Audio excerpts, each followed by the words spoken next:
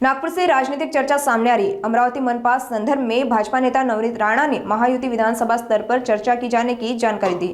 राणा ने कहा कि हमारे यही प्रयास है कि जो महायुति विधानसभा स्तर पर थी शिंदे साहब को लेकर उसे यहां तय करना था, उस पर चर्चा हुई। 2017 में कैसे चुनाव हुए और उसके बाद कैसे विधायक चुने गए उस पर भी चर्चा हुई। कल तक सब कुछ स्पष्ट हो जाएगा।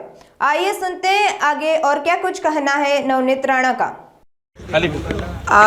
आम्ही हेच प्रयत्न करत आहे की जे महायुती आपले विधानसभामध्ये होती आणि शिंदे साहेबांना घेऊन जेही युती ठरवायची आहे त्याच्यावर विषयावर बोलणं झालं आणि 17मध्ये कसे इलेक्शन झाले आणि त्याच्यानंतर कसे आमदार निवडून आले तर सगळे बेसवर चर्चा झाली आणि त्याच्यामध्ये बरेचशी गोष्टी हल झाल्या।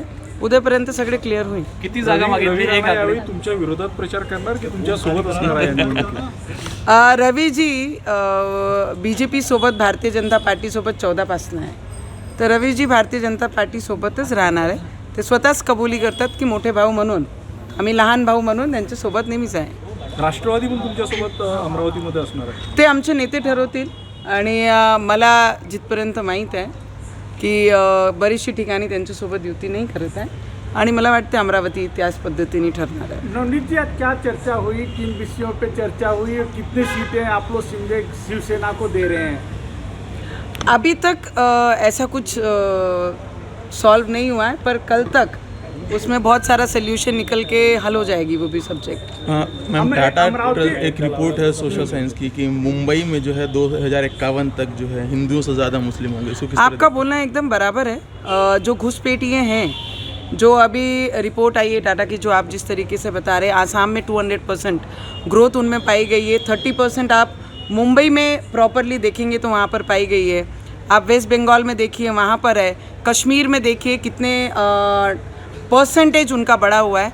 तो मुझे लगता है कि सभी ने जो ये डिस्कशन कल से हो रहा है और जो टाटा की भी रिपोर्ट्स आई हैं, एक बार सभी हिंदू भाई बहनों ने उसके ऊपर ध्यान ज़रूर देना चाहिए कि अगर कश्मीर में परसेंटेज ऊपर से लेके एकदम नीचे ड्रॉप होता है सिंगल नंबर पे, और बांग्लादेश में जिस तरीके से माइनॉरिटी होते हैं हम, और आसाम में 200% वो बढ़ते हैं, तो ये सब चीज़ पे हिंदुस्तान है, ये हिंदुस्तान का नाम रहना चाहिए। नवनीत जी, महाराष्ट्र में चुनाव हो रहा है, क्या हिंदुत्व का मुद्दा रहेगा कि विकास का मुद्दा रहेगा? देखिए, विधानसभा में भी हमने ना लोकसभा में कोई हिंदू और कोई दूसरे धर्म को आजू बाजू नहीं किया था।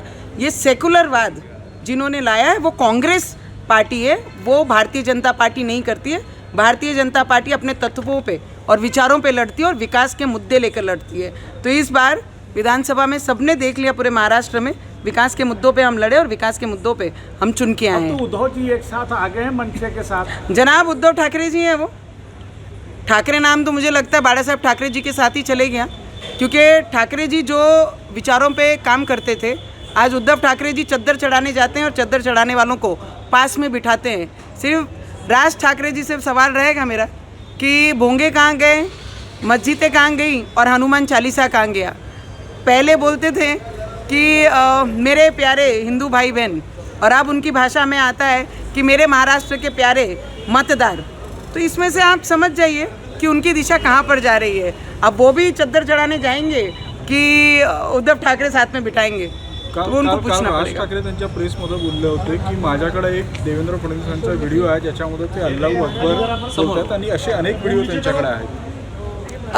मला वाटते की त्यांचे बरेचसे व्हिडिओ साहेबांचे सगळ्यांनी पाहिले। लाव रे तो व्हिडिओ, तर असे बरेचसे व्हिडिओ आमच्याकडेही आहे की लाव रे तो व्हिडिओ, आम्ही ते सुद्धा दाखवणार आहे सगळ्यांना। पण मला असं वाटतं की देवेंद्र फडणवीसजींवर बोलायची, कारण एवढे वर्ष देवेंद्र फडणवीसजींनी राज ठाकरे साहेबांना सांभाळून ठेवलेला होता, तर ते राज साहेबांनी ते विसरू नये। मॅडम हे सांगा मॅडम एक प्रश्न असा आहे, आपला एक महिला म्हणून आणि पत्रकार म्हणून हे प्रश्न विचारणं की दोन्ही भाऊ एकत्रित आले ॲज ए परिवार, आम्हाला सगळ्यांना पूर्ण महाराष्ट्राला या गोष्टीचा आनंद झालं। जे एकमेकाचे चेहरे पाहत नव्हते, आज दुकानदाऱ्या चालू करण्यासाठी ते एकमेकासोबत बसलेले आहे, तर त्याच्यामध्ये अंतर आहे। ॲज ए फॅमिली आली असती तर पूर्ण महाराष्ट्राने बाळासाहेबांचं नाव घेऊन जल्लोष केला असता, पण विचार सोडून ते फक्त दुकानदारीसाठी आणि पॉलिटिक्ससाठी आले आहे, तर तो डायजेस्ट होण्यासारखा नाही आहे. मॅडम एक प्रश्न असा आहे, 2 दिवसापूर्वी तुम्ही असं म्हटलं होतं की हिंदूंनी मुलं जे आहे ते जास्त जन्माला घालावे. आता टाटाची यावर प्यारे खान जे अल्पसंख्याक आयोगाचे जे अध्यक्ष आहेत त्यांनी सांगितलं की राणा दाम्पत्यांनाच 2 मुलं आहेत, त्यामुळे मला वाटते आयोगांचे ज्यांनी म्हटलेलं आहे त्यांच्या नावाप्रमाणे ते विचार त्यांची मांडलेली आहे. मी काय करणार, कशी करणार हे त्यांना विचारायची गरज नाही. ते आयोगामध्ये बसलेलं, त्या खुर्चीची रिस्पेक्ट त्यांनी केली पाहिजे. जे बाहेरून घुसपेटिया येऊन आमच्या देशामध्ये, मुंबईमध्ये, आसाममध्ये, वेस्ट बेंगॉलमध्ये, काश्मीरमध्ये ज्या पद्धतीने घुसपेटिया येऊन जे संख्या ते वाढवण्याचा प्रयत्न करत आहे, माझं कॉन्व्हर्सेशन त्यांच्याकरिता आहे. जर कोणालाही मिरची लागली तर ते पाकिस्तान जाऊ शकतात. 1946मध्ये जेव्हा सेपरेशन केलं, 1947मध्ये जेव्हा देश आझाद झाला तेव्हा त्यांना पाठवलं होतं. काही लोक इथे राहिले तर त्यांनी हिंदुस्थानची कदर करावं आणि हिंदुस्थानमध्ये हिंदू लोकांची जनसंख्या वाढली पाहिजे त्याकरिता त्यांनी बोलावं. तुम्ही ठाम आहे आपल्या वक्तव्यात. त्यांनी हे शब्द वापरला नाही पाहिजे.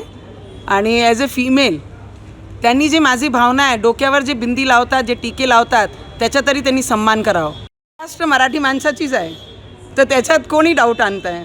मराठी माणसाचीच मुंबई आहे, त्याच्यामध्ये कोणीही शंका आणू नये आणि कोणीही हिंदूंमध्ये फूट पाडू नये. फक्त तेवढीच विनंती सगळ्यांना करते.